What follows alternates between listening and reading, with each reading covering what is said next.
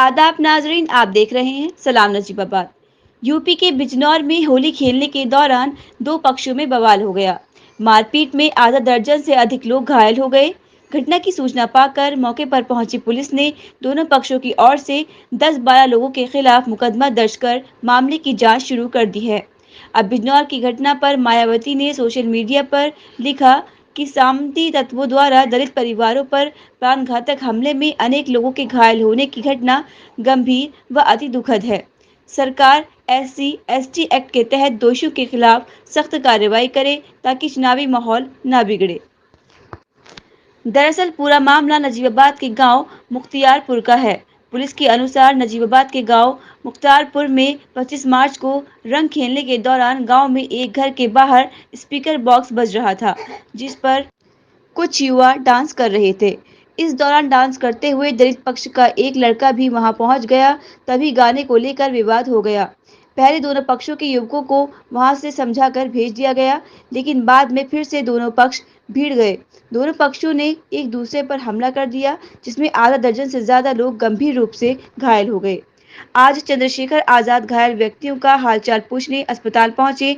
वहां उन्होंने कहा कि इस सरकार में सत्ता के घमंड में गरीब, कमजोरों, मुस्लिमों और दलित अत्याचार हो रहा है। उन्होंने कहा कि इस सरकार में किसान, शिक्षक, व्यापारी सभी लोग परेशान हैं।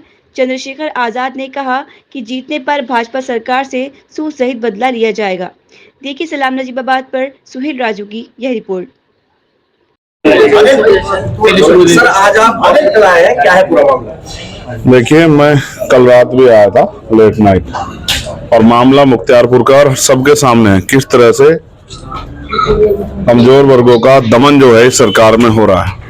एक साजिशन जानबूझ के, एक पुरानी रंजिश को, एक पुराने झगड़े को इंतजार किया गया लंबे समय तक, और जब मौका मिला कल होली के त्योहार पे तो उन्होंने उस साजिश को अंजाम दिया और कितने लोगों को नुकसान पहुंचा है। जिससे मैं मिलके आया हूँ उसके आपने देखा इतना बड़ा जख्म, अगर जरा सी वो हथियार ऊपर को होता तो शायद ये बच्चा जो आज इस दुनिया में नहीं होता। और ये विकलांग है, ये विकलांग किसको क्या कहेगा आप सोचो।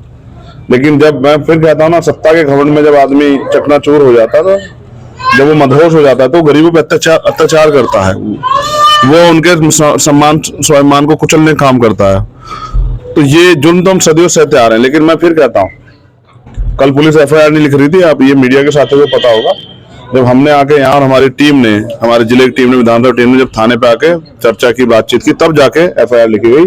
और अभी तक 5 बच्चे हमारे गिरफ्तार किए गए बिना किसी FIR के। चंद्रशेखर भाई, आप नगीना लोकसभा से निर्दलीय आपने पर्चा बनाया है, किन किन मुद्दों पे आप चुनाव लड़ने नगीना आए? देखिए, आजाद समाज पार्टी से का एक मेंबर होने के नाते, आजाद निर्दलीय नहीं, आजाद समाज पार्टी से मैंने उम्मीदवारी की है। और आज तो मैं यही कहूंगा, ये जुल्म जो आज आपके सामने ना, सबसे पहले तो यही जुल्म बंद होगा जो गरीबों पे हो रहा है। वो दलित हो, पिछड़े हो, मुसलमान हो, वो जैन, बुद्ध हो, सिख हो, ईसाई हो, क्रिश्चियन हो, वो महिलाएं हो, उन पे जो जुल्म हो रहा है सरकार में, सबसे पहले तो हम यही बंद करेंगे। सबको इस भाजपा की सरकार द्वारा, इनके नेता द्वारा जो उत्पीड़न किया जा रहा है, सबसे पहले इस पर रोक लगाएंगे, जिससे कि लोगों के जीवन रक्षा हो। बाकी बहुत सारी चीजें हैं, उसको करेंगे। लेकिन पहले जब आदमी के मन में डर होगा तो काम कैसे करेगा? तो कब तक हम तलवारों से कटते रहेंगे? क्या हम इंसान नहीं है? क्या हमारा जीवन, क्या हमारी माँ 9 महीने पेट में रखते हैं हमें? क्या हमारे खून की कोई वैल्यू नहीं है? इसका जवाब जो है ना, सरकार से सूद समेत लेंगे हम लोग। इंडिया गठबंधन से आपकी बात चल रही है, तो उसमें क्या बात बनी रही है? आप जो निर्दलीय रूप में, कहीं ना कहीं अगर देखा जाए तो विपक्षी के में यह है कि नुकसान गठबंधन का यहाँ पर तय है। गठबंधन के लोग गुलाम है क्या? आप बताओ। जनता है, ये जनता वोट देती है। 542 ये सीटें इस तरह निर्धारण किया गया ना, 1 मैन शो नहीं होता जैसे अमेरिका में होता है कि एक आदमी राष्ट्रपति बनेगा, उसी को वोट करेंगे, बाद में कैबिनेट बनाएगा। यहाँ 542 सूबे हैं, जाओ और हर सूबे से बेहतर व्यक्ति भेजो। 3 मेंबर ऑफ पार्लियामेंट बने, और जनता से पूछो कभी उनसे, कभी उनके इस तरह के बोले हैं क्या यहाँ बड़े अच्छे हॉस्पिटल, सरकारी हॉस्पिटल, एम्स जैसे हॉस्पिटल की जरूरत नहीं है क्या उद्योग धंधे लगा के नौजवानों को रोजगार देने की जरूरत नहीं है क्या यहाँ खो बाढ़ की समस्या नहीं है क्या गुलदार की समस्या? लोगों की जिंदगी कोई कीमत है क्या? 25 लोगों की जान चली गई गुलदार से। तो यहाँ इस मिट्टी को, जो बहुत प्रभावशाली और शक्तिशाली मिट्टी है, जिन्होंने लोग इस सबकी मदद की, उनके बारे में भी बोलने वाला होना चाहिए। और आप देखो, जमीन से आवाज है, मैं किसी को बुरा नहीं कह रहा, जिन्होंने मेरा साथ दिया उनका शुक्रिया, उनका बहुत बहुत धन्यवाद, उनके लिए मंगल कामनाएं। लेकिन जो साथ दे रहे हैं, आप जाके देखो जमीन पे, हर कोई ये कह रहा है कि पार्टी से अलग हटके भी चंद्रशेखर आजाद हम पे एक ऐसी वॉइस है, अगर पार्लियामेंट चली गई तो इस क्षेत्र में तरक्की के जो है ना नए अवसर पैदा होंगे, लोगों के जीवन में खुशहाली आएगी, जुल्म होना बंद होगा। जो अधिकारी आज दफ्तर में बैठ के कीड़े मकोड़े समझते हैं जनता को, वो अधिकारी गांव में जाके लोगों के काम करेंगे और जो रिश्वतखोरी हो रही है बंद होगी। एक सियासत से जुड़ा हुआ सवाल है मेरा, आपको लगता है जिस तरीके से मुख्यमंत्री गिरफ्तारी हुई है तो वो संवैधानिक है या अवैधानिक? देखिए, गिरफ्तारी कभी भी असंवैधानिक नहीं होती, लेकिन जिस तरीके से गिरफ्तारी की और जिस कारणों से की गई ये आपको मेरे सामने है, और क्यों की गई ये भी आपको पता है। और ये किसी ने पहले मुख्यमंत्री पद छोड़ दिया गिरफ्तार होने से पहले, किसी को इतना भी समय नहीं मिला। और ये भारतीय जनता पार्टी का जो दमन है, ये चरम पहले किसको रोक कौन रहा है? आप बताओ ना। हम तो सबकी मदद करना चाहते थे, पूरे देश स्तर पे जो हमारा संगठन है, हमने अपने संगठन को रोक लिया कि भाजपा को हराने के लिए चलो एकजुट हो जाओ, लेकिन किसको परवाह है भाजपा हराने की?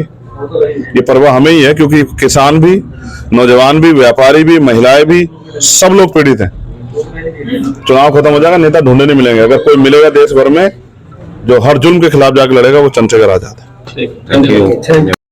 ये थाना नजीबाबाद क्षेत्र की घटना है। होली पर डांस के दौरान दो युवकों में विवाद हुआ। उसके बाद दोनों पक्षों के लोग आमने सामने आ गए, मारपीट की घटना हुई है। पुलिस तत्काल मौके पर पहुंची, स्थिति को नियंत्रित किया गया। जो घायल हैं उनका उपचार कराया जा रहा है। सभी घायलों की स्थिति सामान्य है। इसमें अभियोग पंजीकृत किया गया है। सीओ नजीबाबाद द्वारा इसकी विवेचना की जा रही है। एक अभियुक्त की इसमें गिरफ्तारी की गई है। बाकी अन्य लोगों से पूछताछ की जा रही है। जो जो घटना में शामिल थे उनके विरुद्ध कार्रवाई की जा रही है। सभी ताज़ा खबरों से जुड़े रहने के लिए हमारे चैनल सलाम नजीबाबाद को सब्सक्राइब करें और बेल आइकन पर क्लिक करें।